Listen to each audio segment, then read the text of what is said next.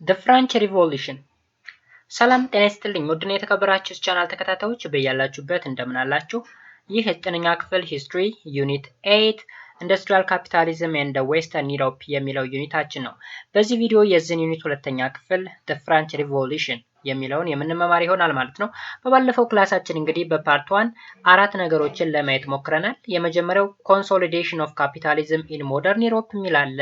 በሁለተኛ ደረጃ the English Revolution, then next the Enlightenment እንዲሁም በመጨረሻ the American War of Independence የሚሉ ነገሮችን አይተን ነበር ማለት ነው። በዛሬው ዕለት ደግሞ የዚህን ዩኒት የመጨረሻ ክፍል የሆነውን the French Revolution የሚለውን የምናይ ይሆናል ማለት ነው። ለቻናሉ አዲስ ከሆናችሁ ሰብስክራይብ ማድረጋችሁን እንዳትረሱ። ይህን ቪዲዮ እስከ መጨረሻ ድረስ ተከታተሉት። አብራችሁ ይቆዩ። መልካም ቆይታ። ኦኬ እንግዲህ በባለፈው ክላስ የምታስታውሱ ከሆነ the American War of Independence የሚለው ላይ ስንመማር ኢፌክት ኦፍ አሜሪካ ዋር ኦፍ ኢንዲፔንደንሲ ከሚባሉት ነገሮች መካከል አንዱ የፍራንች ሪቮሉሽን ነበረ። ኦኬ የፈረንሳይ አብዮት የአሜሪካን ዋር ኦፍ ኢንዲፔንደንሲ ውጤት ነው። ያ ማለት አሜሪካ ላይ የነበረው ወር ለፍራንች ሪቮሉሽን እንደ ኢፌክት ወይም ተጽዕኖ ወይም ኮንሲኩዌንስ ሆኗል ብለን ተማምረን ነበር ማለት ነው። So before the 18th century, the France was a feudal nation whose society was highly oppressed. ኦኬ እንግዲህ ከ18ኛው መቶ ክፍለ ዘመን በፊት ፈረንሳይ ውስጥ ያለው መንግስት ፊውዳል ነው ወይም ዘውዳዊ መንግስት የምንለው ፈላጭ ቆራጭ የሆነ ማህበረሰቡ በከፍተኛ ሁኔታ የተጨቆነበት ኔሽን እንደነበር ይነግረናል። This feudal operation created a revolutionary situation in the late 18th century. The French Revolution broke out in 1789.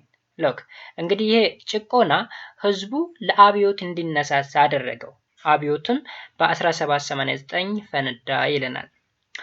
There were three main reasons for the outbreak of the revolution. In the first place, the French monarchy was bankrupt and the autocratic king grew more insufficient. Secondly, the influence of the French philosopher stimulated the French society against feudal oppression and its political, economic, and social injustice. The third reason was that the French people were highly influenced than any other society in Europe by the English bourgeoisie revolution and the American War of Independence. እንግዲህ ሪቮሉሽን ወይም አብዮቱ እንዲፈነዳ የሆነበት ሶስት ዋና ዋና ሪዝኖች ወይም ምክንያቶች አሉ። የመጀመሪያው የፍራንች ሞናርኪ ወይም መንግስት ክስረት ውስጥ መግባቱ ነው። ኦኬ ኪንጉ ከፍተኛ የሆነ ኪሳራ ውስጥ ገብቶ በቀላሉ ለሪቮሉሽን ወይም ለአመጻ ወይም ባጭሩ ለአብዮት እንዲጋለጥ ሆኗል። ሁለተኛው ምክንያት ደግሞ the influence of French philosopher እንግዲህ ፍራንች ፊሎሶፈር በባለፈው በፓርት 1 አይተናቸዋል ማለት ነው። በርካታ ፊሎሶፊዎች አሉ። በዋናነት the enlightenment የምንለው ማለት ነው። enlightenment የሚለው አብዮት የተነሳው በፍራንች ፊሎሶፈሮች እንደሆነ አውርተናል። ስለዚህ የነሱ ተጽዕኖ ነው ሁለተኛው። ኦኬ የነሱ ተጽዕኖ እንግዲህ በጣም በተጨቆኑት ማህበረሰቦች ላይ ከፍተኛ የሆነ መነቃቃት በዋናነት በፖለቲካው ዘርፍ፣ በኢኮኖሚው፣ በማህበራዊ ዘርፍ ያለውን ኢፍትሃዊ አሰራር ቁልጭ አድርገው ስላወጡት ማህበረሰቡ ለሪቮሉሽን ተነቃቅቶ ተነሳ ማለት ነው። ስለዚህ ይሄ ሁለተኛው ምክንያት ነው።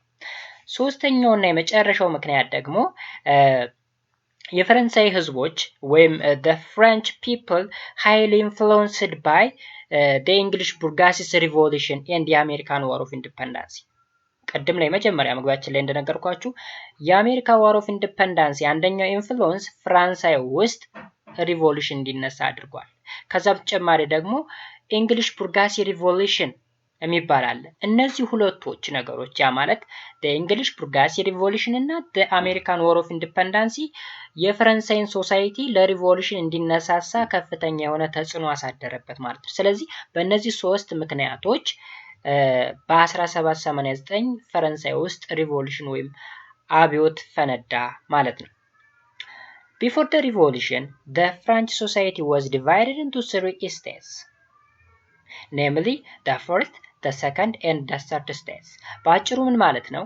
ሪቮሉሽኑ ከመነሳቱ በፊት ወይም ከመፈንዳቱ በፊት የፈረንሳይ ህዝብ በሶስት ሌቭል ወይም ደረጃ የተመደበ ነበረ። የመጀመሪያ ደረጃ ማህበረሰብ፣ ሁለተኛ ደረጃ ማህበረሰብ እንዲሁም ሶስተኛ ደረጃ ማህበረሰብ ተብሎ ማለት ነው። ያ ማለት እንግዲህ የፈረንሳይ ብቻ ሳይሆን በአኒሸንት ወርልድ ወይም በድሮ ዘመን አብዛኛው እንግዲህ ብዙ ኔሽኖች ህዝቦቻቸው እኩል አልነበሩ። የመጀመሪያ ደረጃ ህዝቦች አሉ፣ በጣም ትላልቅ የሚባሉ መካከል ላይ ያሉ አሉ፣ እንዲሁም መጨረሻ ላይ ያሉ ህዝቦች አሉ ማለት ነው። ስለዚህ በፈረንሳይም the first state, the second state እና the third state ተብለው በሶስት የተከፈሉ ነበሩ። The first state includes the royal family and the clergy። ስለዚህ የመጀመሪያዎች ምንድናቸው? ሮያል ፋሚሊ ኤንድ ክለርጂ፣ እነዚህ መኳንንት የሚባሉት እና ካህናት ወይም የቤተ ክርስቲያን ሰዎች ናቸው መጀመሪያ ደረጃ ላይ ያሉት። እንግዲህ ስቴት ስንል የኑሮ ደረጃ ማለት ነው። ኦኬ፣ የኑሮ ደረጃ ወይም መጀመሪያ ደረጃ ላይ ያሉ ሰዎች እንደማለት ነው። ስለዚህ ሮያል ፋሚሊ ኤንድ ክለርጂ was the first state in France during that time. The second state consists of the French nobility.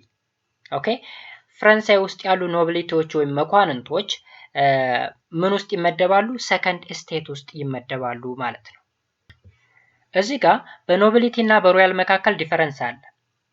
ሮያል ፋሚሊ ስንል ንጉሳዊ ቤተሰብ ያላቸው ወይም ከንጉሱ ወገን የሆኑ ማለት ነው። ኖቢሊቲ ስንል ደግሞ ከዛ በታች ያሉ መኳንንቶች እንደማለት ነው፣ ወይም ሰከንድ ስቴት ላይ የሚመደቡት ማለት ነው። both the first and the second state owned a big land። እንግዲህ የመጀመሪያ ደረጃ ላይ ያሉ ሰዎች እና ሁለተኛ ደረጃ ላይ ያሉ ሰዎች በጣም ሰፋፊ መሬቶች ነበሯቸው ማለት ነው። they had a special socio-economic and political privilege። ኦኬ፣ በማህበራዊም ይሁን በኢኮኖሚያዊም ዘርፍ ይሁን እንዲሁም በፖለቲካው ልዩ የሆነ ጥቅምም ነበራቸው። እነማን? አንደኛ ደረጃ እና ሁለተኛ ደረጃ ላይ ያሉ ሰዎች ማለት ነው። ያ ማለት ኖቢሊቲዎች፣ ሮያል ፋሚሊ እና ክለርጂ የሚባሉት ማለት ነው። they were free from government taxation። ኦኬ፣ እንግዲህ ከግብርም ነፃ ናቸው እነዚህ ሁለቱ ግሩፖች ማለት ነው። the peasants and the bourgeoisie made up the third state. the third state formed the largest section of the French society። እንግዲህ ሶስተኛ ደረጃ ላይ ያሉት ደግሞ ቡርጋሲስ የሚባሉት እና ፔዛንቶች ወይም ጭሰኞች ናቸው። ቡርጋሲ የምንለው በእንግሊዝ አገር ላይ በነበረው ዴፊኒሽን ከበርቴዎች ወይም የካፒታሊስት ስርዓት መሪዎች እንደማለት ነው። ቡርጋሴ በእንግሊዝ ሪቮሉሽን ጊዜ፣ በፈረንሳይ ሪቮሉሽን ግን ከፔዛንቶች ጎን የሆኑ ዝቅተኛ ኑሮ የሚኖሩ ሰዎች እንደማለት ነው ቡርጋሴ ስንል። ስለዚህ እነዚህ ከሶስተኛው መደብ ውስጥ ይመደባሉ ማለት ነው በፍራንስ ሶሳይቲ ውስጥ። it owned a little land and enjoyed no social, economic and political right። ትንሽ የሆነች መሬት ነው ያለቻቸው። በዛ ላይ በማህበራዊ ዘርፍ፣ በኢኮኖሚው ዘርፍ፣ በፖለቲካው ዘርፍ ምንም አይነት መብት የሚባል ነገር የላቸውም ማለት ነው። and it paid a heavy tax and was highly exploited by the French government። እንግዲህ እኒህ ሶስተኛው ወገን ላይ ያሉት በአጭሩ ፔዛንትስ ኤንድ ቡርጋሲስ የሚባሉት ትንሽዬ መሬት ነው ያላቸው። በዛ ላይ ደግሞ ከፍተኛ የሆነ ታክስ ወይም ግብር ይከፍላሉ። ስለዚህ በፍራንች ገቨርንመንት በከፍተኛ ሁኔታ የተበዘበዙ ሰዎች ወይም ግሩፖች ነበሩ ማለት ነው። the French ruler did not call the state general the gathering of the three states for a long period of time። እንግዲህ ስቴት ጀነራል ይባላል። ስቴት ጀነራል ማለት እንግዲህ ሶስቱም ስቴቶች በአንድ ላይ ሆነው ይሰበሰቡና ስለሆነ ጉዳይ ይወያያሉ። ነገር ግን የፍራንች ሩለር ለረጅም ጊዜ ይህንን ስቴት ጀነራል የተባለውን ግሩፕ ሊጠራ አልቻለም። ላይክ ስቴት ጀነራል ስንል በእንግሊዝ ሪቮሉሽን ጊዜ ፓርላመንት ስንለው የነበረው ማለት ነው። ሶ ስቴት ጀነራሉን ምንም አይነት ጥሪ ሳያደርግለት ለረጅም ጊዜ ቆይቶ ነበረ ማለት ነው። since 1640 it had been ignored and was now assembled for the next 175 years። እንግዲህ ለ175 ዓመታት ያክል ምንም አይነት ጥሪ ሳይደረግለት የስቴት ጀነራል የሚባለው ምንም አይነት ጥሪ ሳይደረግለት ንጉሶቹ ወይም መሪዎቹ ብቻቸውን ነበረ ሲገዙ የነበሩት ማለት ነው። ላይክ በእንግሊዝ ሪቮሉሽን ጊዜ ኪንጉ ወይም ሩለሩ ፓርላመንቱን ሳይጠራ ወይም ያለ ፓርላመንቱ እርዳታና ሀሳብ ብቻውን ሲመራ እንደነበረ ሁላ በፈረንሳይ ሪቮሉሽን ጊዜም ስቴት ጀነራሉ ሳይሰበሰብ ወይም ሳያማክር ነበረ ሩለሩ ለ175 ዓመታት ያክል ሲገዛ የነበረው ማለት ነው። For all at that time, France remained an absolute monarchy. This meant power was concentrated in the hand of the individual monarchy. On May 5, 1789, the French king Louis XVI faced a financial bankruptcy and called for the meeting of State General. እንግዲህ ለ175 ዓመት ያክል ስቴት ጀነራሉን ጥሪ ሳያደርግለት አብሶሉት የሆነ ሞናርኪ ወይም ፍጹም ፈላጭ ቆራጭ በሆነ መልኩ ሲገዛ ከኖረ በኋላ በሜይ 5 1789 ሉዊስ ዘ16 ወይም ሉዊስ 16ኛ የተባለ የፈረንሳይ ንጉስ ከፍተኛ ኪሳራ ገጥሞ ስለነበረ ስቴት ጀነራሉን ለሚቲንግ ጠራቸው ወይም ለሆነ ስብሰባ ጠራቸው ይላል። Now, the French people got an opportunity to express their discontent. እንግዲህ ስቴት ጀነራሉ ተጠርቷል። ምክንያቱም ንጉሱ ከፍተኛ የሆነ ፋይናንሻል ወይም የገንዘብ ኪሳራ ውስጥ ስለገባ፣ ስለዚህ በዚህ ጊዜ የፍራንች ፒፕል ወይም the French people ቅሬታቸውን ወይም ዲስካውንታንት ለማቅረብ ኦፖርቹኒቲ ነው ወይም እድሉን አገኙ ይላል። ሶ በዚህ ጊዜ ቅሬታቸውን ማቅረብ ይችላሉ። ምክንያቱም ስቴት ጀነራሉ ለስብሰባ ጠርቶታል። ከፍተኛ ኪሳራ ገጥሞ ስለነበረ ማለት ነው፣ ወይም ፋይናንሻል ባንክሩፕሲ ውስጥ ስለነበረ። When the state general met on May 5 1789 conflict broke out between the three states. እንግዲህ ሶስቱ ስቴቶች ተጠርተዋል ለስብሰባ። ስለዚህ በዚህ ሰዓት ያ ማለት በሜይ 5 1789 ኮንፍሊክት ብሬክ አውት አደረገ ወይም ተጀመረ ማለት ነው በሶስቱ ስቴቶች መካከል። This was because the third state tried to control the assembly. እንግዲህ ተመልከቱ፣ ምክንያቱ ምንድነው? ሶስተኛ ስቴቱ ላይ ወይም በሶስተኛ ወገን ላይ የሚመደቡ ሰዎች ፔዛንቶችና ቡርጋሲ ናቸው ብለናል።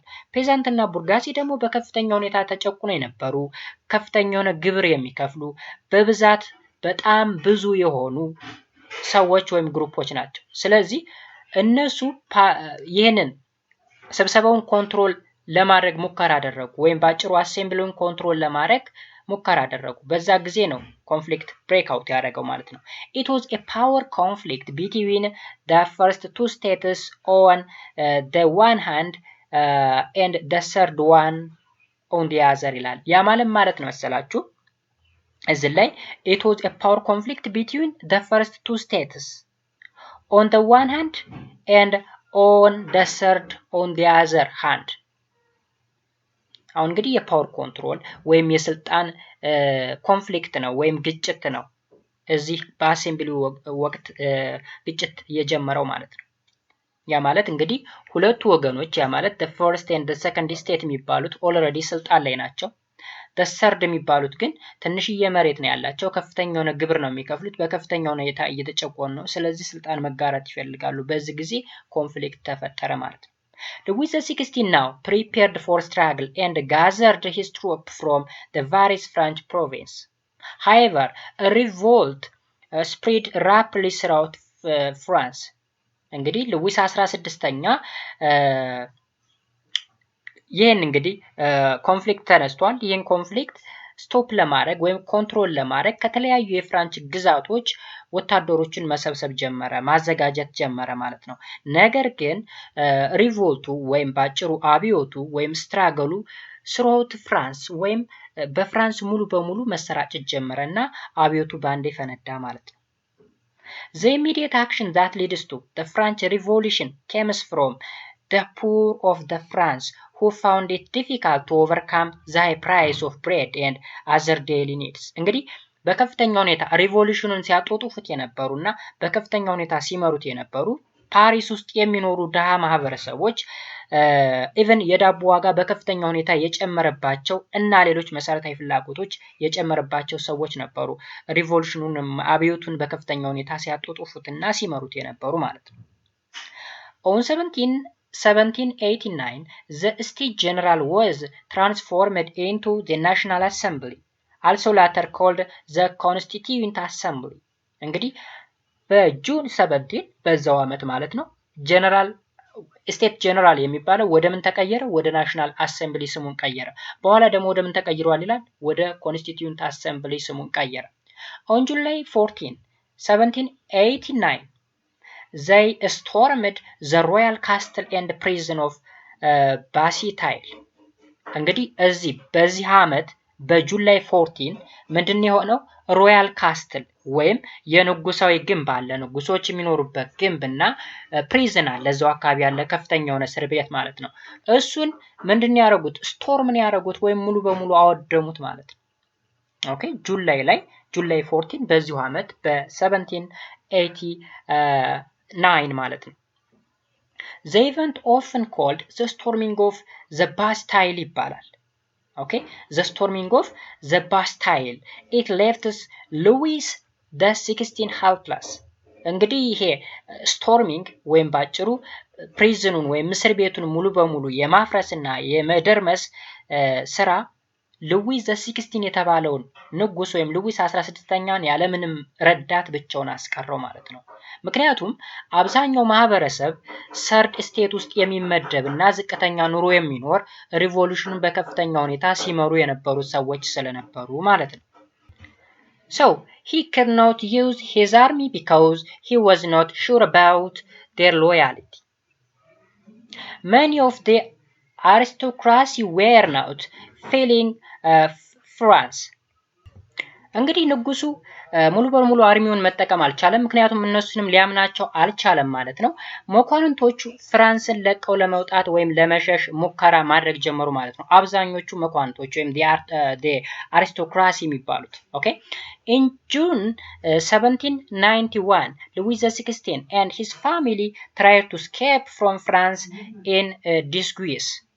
ኦኬ ንጉሱና ቤተሰቦቹ እንግዲህ ፍራንስን ለቀው ለማምለጥ ሙከራ አደረገ ማለት ነው። እዚህ ጋር ዲስጋይዝ ስንል እንግዲህ ተደብቆ መውጣት፣ ሳይታወቅባቸው ተደብቀው ለመውጣት ሙከራ ነው ያደረጉት ንጉሱና ቤተሰቦቹ ማለት ነው። But they were recognized in a small town called Varnes and taken back as a prisoner to the capital. This episode is remembered as ቫርኒስ ክራይሲስ ተብሎ ይታወሳል ወይም ይታወቃል ማለት ነው። ምንድነው እንግዲህ ጠፍተው ሊሸሹ ሲሉ ወይም ሳይታወቅባቸው ተደብቀው ሊሄዱ ሲሉ የሆነ ስሞል ሲቲ ወይም ትንሽዬ ከተማ ቦታ ላይ ተገኙ። ያቺ ከተማ ቫርኒስ ትባላለች።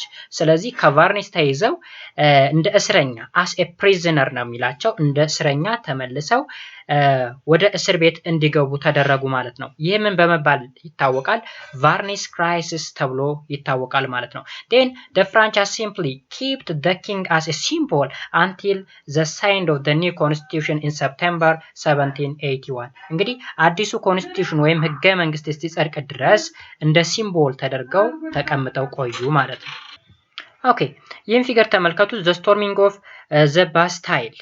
Okay, the Bastille in 1789 በ1789 እንግዲህ ባስታይል ፕሪዝን ወይም ባጭሩ ይሄን እስር ቤት እና the loyal castle ወይም ባጭሩ የንጉሳዊ ግንብ የሚባለው ወይም የንጉሶች መቀመጫ ማለት ነው። እሱና እስር ቤቱ በእንደዚህ አይነት ወይ ነበረ ተከቦ እንዲፈርስ የተደረገው ማለት ነው። እዚህ ላይ እንደምታዩት ይህ ሰርድ ስቴት ውስጥ የሚመደበው ማህበረሰብ ነው እዚህ ውስጥ ያለው።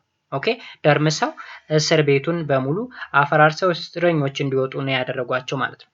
As soon as the state general had transformed itself into the National Assembly, it began to undertake several reforms. እንግዲህ ወዳው ስቴት ጀነራል የሚባለው ወደ ናሽናል አሰምብሊ ተቀይሯል። ከተቀየረ በኋላ አዳዲስ ነገሮች እንዲፈጠሩ አድርጓል ወይም several ሪፎርሞች ወይም መሻሻሎች እንዲኖሩ ተደርጓል ማለት ነው። The greatest political achievement of the French Revolution were effected in 2 years from 1789 to 1791. እንግዲህ ከ1789 እስከ 1791 ነው ከፍተኛ የሆነ ለውጥ ወይም አቺቭመንት ወይም ውጤት ያመጣ ማለት ነው የፈረንሳይ አብዮት። The first achievement begins by what was called the August Day of 1789. The old feudal privilege was abolished. ኦኬ የመጀመሪያው እንግዲህ ኦገስት ዴይ ኦፍ 1789 የተባለው ነው። ይህ አቺቭመንት ምንድነው ካል ፊውዳል ፕሪቪሌጅ ወይም ባጭሩ ዘውዳዊ ጥቅም የሚባሉ ነገሮች በሙሉ ተወግደዋል። ያ ማለት ነገስታቱ ወይም የንጉሳውያን ወገን የተባሉት ልዩ ጥቅም የሚያገኙበት መንገድ ሙሉ በሙሉ እንዲጠፋ የተደረገበት ጊዜ ነበር። Second, by the National Assembly declared the right of man and all citizens in August 1789. በ1789 አሁንም ምንድን የሆነው ናሽናል አሰምብሊ ለህዝቦቹ መብት ነው የሰጣቸው ማለት ነው። ስለዚህ እነዚህ ሁለት አቻይመንቶች ምንድናቸው ካል ያ ማለት ከ1789 እስከ 1791 ያሉ ሁለት ዋና አቻይመንቶች አንደኛው ዘ ኦገስት ዴይ ኦፍ 1789 የተባለውን ያ ማለት ፊውዳል ፕሪቪሌጅ አቦሊሽ የተደረገበት ሙሉ በሙሉ አቦሊሽ የተደረገበት፣ ሁለተኛው ደግሞ ናሽናል አሰምብሊው ሂውማን ራይትን ወይም ራይት ኦፍ ዲ ማን ዲክላር ያደረገበት ጊዜ ነበር ማለት ነው። ኦኬ ለሁሉም ዜጎች እኩል መብት የተሰጠበት ጊዜ ነበረ ማለት ነው። Then a constitution was written in 1791. It established a limited monarchy instead of autocracy. እንግዲህ በ1791 ኮንስቲቱሽን ወይም ህገ መንግስት ጸደቀ ማለት ነው። ከዛ በኋላ የሞናርኪው መብት ወይም ባጭሩ ሞናርኪዎች እነዚህ ባጭሩ ፈላጭ ቆራጭ የሚባሉት አገዛዞች እንደማለት ነው። እነሱ መብታቸው ሊሚትድ ተደረገ ወይም ተገደበ ማለት ነው። By this constitution, voting was not extended to all French citizens. It was allowed only to what was called active citizens, that is to mean those who paid tax. Those who couldn't fulfill the necessary financial qualification were be called passive citizen. Look, እንግዲህ የኮንስቲቱሽን ቢጸድቅም እንኳን ሁሉም ዜጎች እኩል የመምረጥ እና የመመረጥ መብት የላቸውም። መምረጥ የሚችሉት አክቲቭ ሲቲዝን የሚባሉት ናቸው። ነገር ግን ሌሎቹ ፓሲቭ ሲቲዝን ተብለው ይጠራሉ። አክቲቭ ሲቲዝን የምንላቸው ታክስ በቀላሉ መክፈል የሚችሉ ወይም ታክስ መክፈል የሚችሉ ሰዎች አክቲቭ ሲቲዝን ሲባሉ፣ ታክስ መክፈል የማይችሉ ወይም ነሰሳሪ የሚባለውን ፋይናንሻል ኳሊፊኬሽን የማያሟሉ ከሆኑ ፓሲቭ ሲቲዝን እንላቸዋለን። ስለዚህ በዛ ዘመን ሁለት አይነት ሲቲዝን ነበር፣ አክቲቭ ኤንድ ፓሲቭ ሲቲዝን። አክቲቭ ሲቲዝን ታክስ መክፈል የሚችል በፖለቲካው ፓርቲሲፔት የማድረግ ስልጣን ያለው ወይም መብት ያለው። ፓሲቭ ሲቲዝን ስንል ታክስ መክፈል የማይችሉ በፖለቲካው ዘርፍ ፓርቲሲፔት ማድረግ የማይችሉ ቮት ማድረግ የማይችሉ ሲቲዝኖች ወይም ዜጎች ነበሩ ማለት ነው። The third achievement of the National Assembly was the law against the Catholic Church. ሶስተኛው አቺቭመንት ላይ ሁለቱን አቺቭመንቶች አይተናል። ያ ማለት ኦገስት ዴይ ኦፍ 1789 የሚባለውና ሂውማን ራይት ወይም ራይት ኦፍ ዘ ማን ዲክላር የተደረገበት። ሶስተኛው አቻይመንት ስንመጣ ደግሞ ከካቶሊክ ቸርች ጋር የተገናኘ ህግ የጸደቀበት ማለት ነው። ኦኬ there was a law against the Catholic Church ያ ማለት ካቶሊክ ቸርችን የሚቃወም ህግም ጸድቆ ነበር። It confiscated a church land and suppressed monasteries. ባጭሩ ይሄ ህግ ምንድነው የሚለው የሞናስትሪዎችና የቸርቹ መሬቶች እንዲወረሱ የተደረገበት። እንግዲህ በድሮው ጊዜ ቸርቾች ሰፋፊ መሬት ነበራቸው። ስለዚህ እሱ መሬት ምን እንዲል ነው የተደረገው? ኮንፊስኬትድ እንዲው ወይም ባጭሩ እንዲወረስ ነው የተደረገው ማለት ነው። ስለዚህ የሶስተኛው አቺቭመንት ነው። In the course of the revolution, new political force emerged in Paris and in the other French cities. በሌላ በኩል ደግሞ እንግዲህ በዚህ ሪቮሉሽን ወቅት ሌላኛ ሶስተኛ ኃይል ተነሳ ማለት ነው፣ በፓሪስ አካባቢ እና በሌሎች የፈረንሳይ ከተሞች ማለት ነው። This political group started to play the role of political parties since their emergence in 1789 up to 90. እንግዲህ ከ1789 ይዞ እስከ 90 ድረስ ሌላኛ ሶስተኛ ወገን ወይም ባጭሩ ፖለቲካል ግሩፕ ምን ማድረግ ጀመረ? ሌላኛ ሪቮሉሽን ማካሄድ ጀመረ ማለት ነው። The leadership of the French Revolution belonged to those political groups. Those leaders of the revolution differed among themselves, as some were moderate and others radical. Thus, revolutionary leader became under siege in 1792.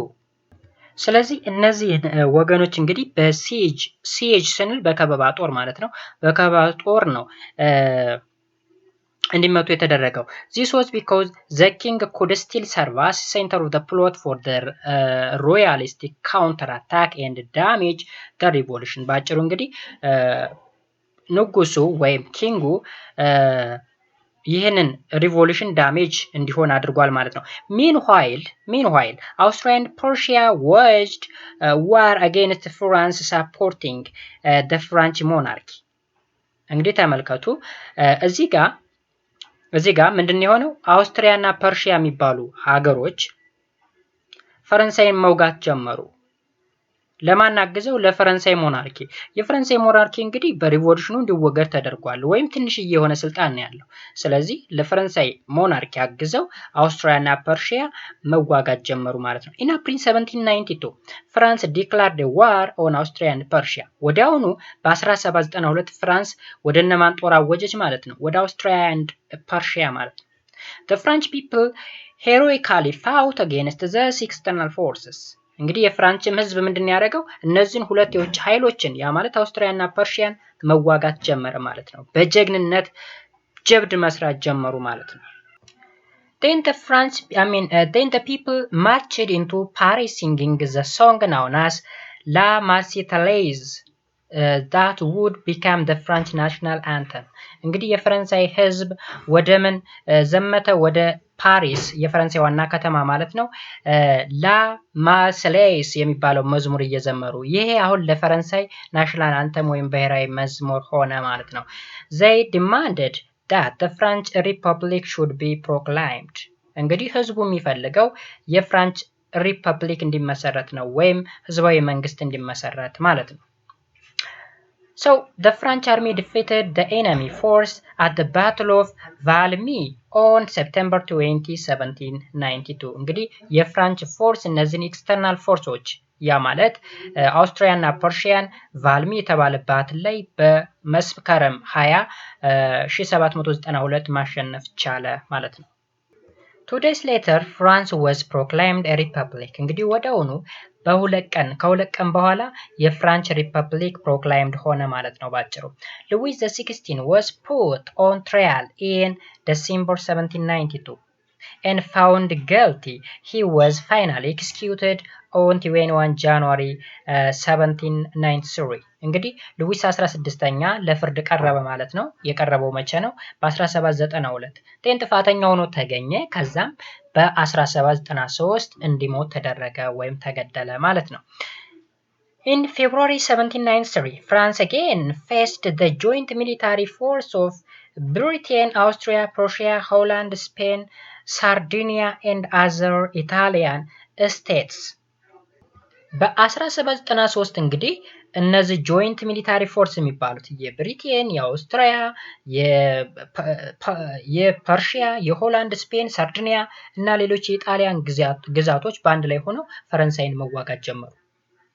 This anti-French coalition was a continuation of the early Austro-Persian attempt to restore the French monarchy። እንግዲህ እነዚህ አንቲ-ፍራንች ኮሊሽን ማለት አንቲ-ፍራንሳይ ወይም ጸረ ፈረንሳይ ህብረት ማለት ነው።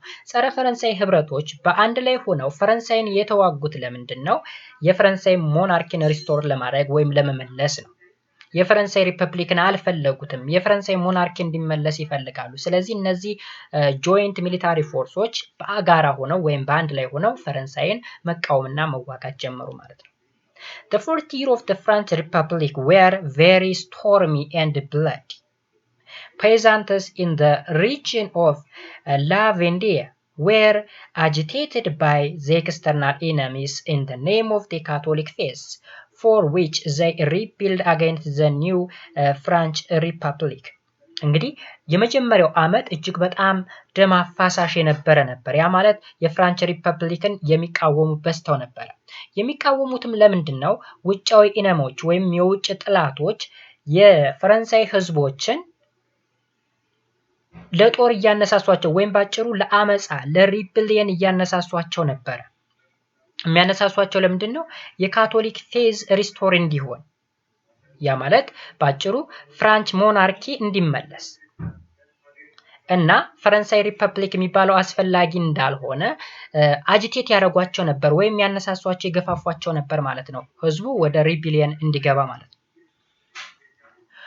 ዱሞሬዝ one of the leading army general led the government force and defended France from external enemy። እንግዲህ ዲሞሪዝ የተባለው የፈረንሳይ ጀነራል በዛ ጊዜ የመንግስትን ፎርስ ይመራ የነበረ ፈረንሳይን ከኤክስተርናል ወይም ከውጭ ጥላት ዲፌንድ ማድረግ ቻለ ወይም ከጠላት ማዳን ቻለ ማለት ነው።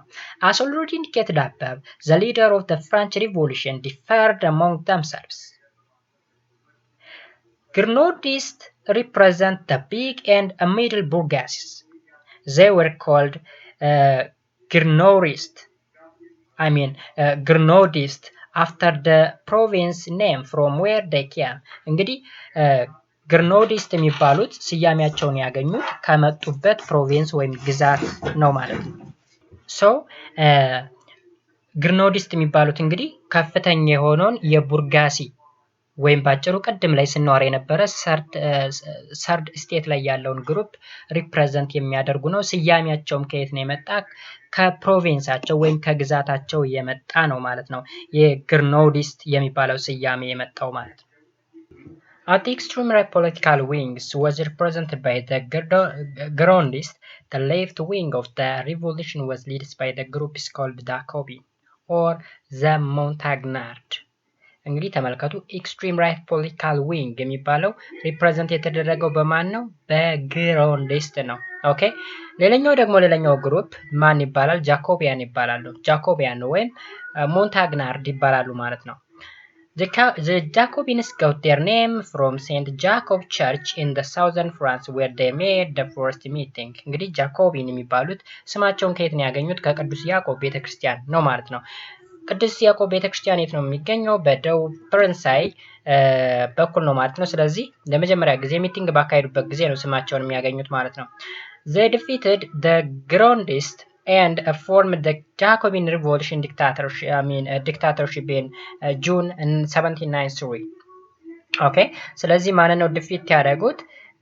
ግሮንዲስትን ዲፊት ካደረጉ በኋላ ጃኮቢያን ሪቮሉሽን እንደገና በ1793 ተጀመረ ማለት ነው። The Jacobin also adopted a new constitution on June 24, 1793. እንግዲህ ጃኮቢያንም የራሳቸውን ኮንስቲቱሽን ወይም ህገ መንግስት አጸደቁ በጁን 24 1793 ማለት ነው።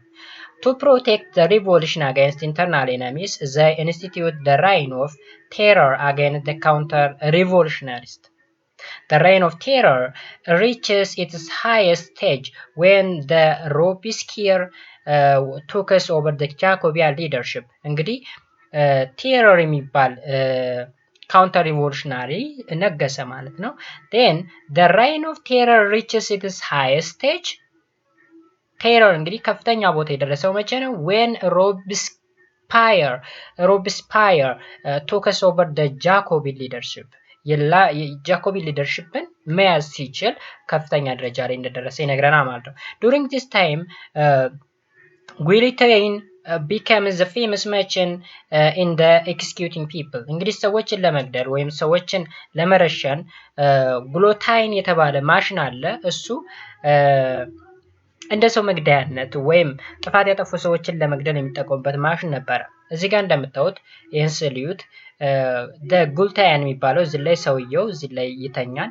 ን የሚገለው አካል እዚህ ላይ በገመድ ነገር ይስበዋል። ከዛ ስለት ነገር ወታች ይወርቅና አንገቱ እንዲቆረጥ ይደረጋል ማለት ነው። ኦኬ then the revolutionary Jacobin and their leader Robespierre executed a member of Grenadiers group or any other led by Danton. ኦኬ እንግዲህ እነዚህ ጃኮቢያን ሪቮሉሽኖች ምንድነው ያደረጉ?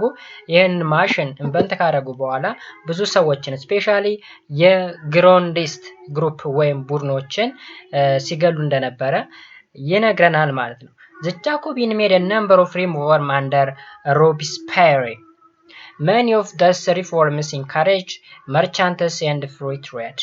እንግዲህ ከሪፎርሞቹ መካከል መርቻንቶች ኢንከሬጅ እንዲደረጉ ወይም እንዲበረታቱ ፍሪ ትሬድ ወይም ነፃ ንግድ እንዲኖር ያደረጉበት ሁኔታ ነበር ማለት ነው። Nevertheless, the Jacobin harshly suppressed their opponent. because of this they gradually lost support እንግዲህ የሆነ ሆኖ እነዚህ ጃኮቢያን የሚባሉ ተቃራኒዎቻቸውን ወይም እነሱን የሚቃወሟቸውን ኃይላት በሙሉ በከፍተኛ ሁኔታ ይጨቁኑ ነበር ማለት ነው። ሶ ከጊዜ ሂደት በኋላ ምንም አይነት ድጋፍ ማግኘት አልቻሉም ማለት ነው። finally Robespierre and his Jacobin followers were themselves guillotined in June 1794 በመጨረሻም እንግዲህ ራሳቸው በሰሩት ማሽን እንዲገደሉ ተደርገዋል ማለት ነው። እዚህ ላይ ባየነው ማሽን this brought a period of Jacobin revolution dictatorship to an end ከዚህ በኋላ የጃኮቢን ሪቮሉሽን ወይም አብዮት ስቶፕ አደረገ። ዲክታተርሺፕነት እዚህ ጋር ስቶፕ አደረገ ወይም አለቀ አቆመ ይለናል። Hence, the authority of the French Republic passed to the board of 5 men known as the Directory, but its power also came to an end with the rise of Napoleon Bonaparte. ምንድነው እንግዲህ hence the authority of the French Republic passed a board of 5 men እንግዲህ የፍራንች ሪፐብሊክ ወይም የፈረንሳይ የህዝብ መንግስት ወይም ህዝባዊ መንግስትን በለው በአምስት ሜኖች በሚመራ አሰምብሊ ወይም ቦርድ የሚመራ ቢሆንም ይህ እንግዲህ አምስቱ ሜኖች ዳይሬክቶሪ ይባላሉ በእነሱ ቢመራም ይሄ ነገር ግን ናፖሊዮን ቦናፖርት የተባለ ንጉስ ከመጣ በኋላ ስቶፕ አደረገ ወይም ኢንድ አደረገ ይለናል ማለት ነው። ሌላው the result of the French Revolution ነው። The French Revolution destroyed the old feudal order in France. In France and leads to the development of capitalist system. እንግዲህ አንዱ የሪቮሉሽነሪ ውጤት ምንድነው? ፊውዳል ሲስተሙን ዲስትሮይ አድርጓል ወይም አጥፍቷል። ከዛ በኋላ ፈረንሳይ ወደ ካፒታሊስት ሲስተም እንድትሸጋገር አድርጓል ማለት ነው። It further leads to the growth of industrial capitalism, a process started earlier by the English bourgeoisie revolution. ልክ በእንግሊሽ bourgeoisie revolution እንደተጀመረው ሁላ የፈረንሳይም ወደ ምን ተቀላቀለች ይለናል? ወደ ኢንዱስትሪያል ሪቮሉሽን ወይም ወደ ኢንዱስትሪያል ካፒታሊዝም እንድትጓዝ አድርጓታል ማለት ነው። ይሄ የሆነበት ዋነኛ ምክንያት የእንግሊሽ bourgeoisie revolution ነው ማለት ነው። መሰረታቸው እሱ ነው። Also the force of the revolution were the poor peasants and other lower sectors of the French people.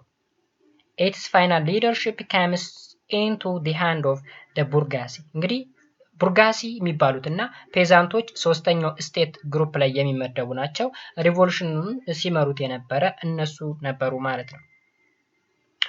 Then it didn't extend political rights to the broad mass of the people or improve the life of the working people. ሶ እንግዲህ ምንም እንኳን ሪቮሉሽኑ ቢኖር ወይም አብዮቱ ቢኖርም ለአብዛኛው ህዝብ ማውንም ተገቢውን የፖለቲካ መብት ማግኘት አልቻሉም ማለት ነው። ኦኬ ከዛ በተጨማሪ ደግሞ የወርኪንግ ፒፕል ላይፍ ኢምፕሩቭ ሊሆን አልቻለም። ኦኬ ስለዚህ ይህን ይመስላል ማለት ነው አጠቃላይ።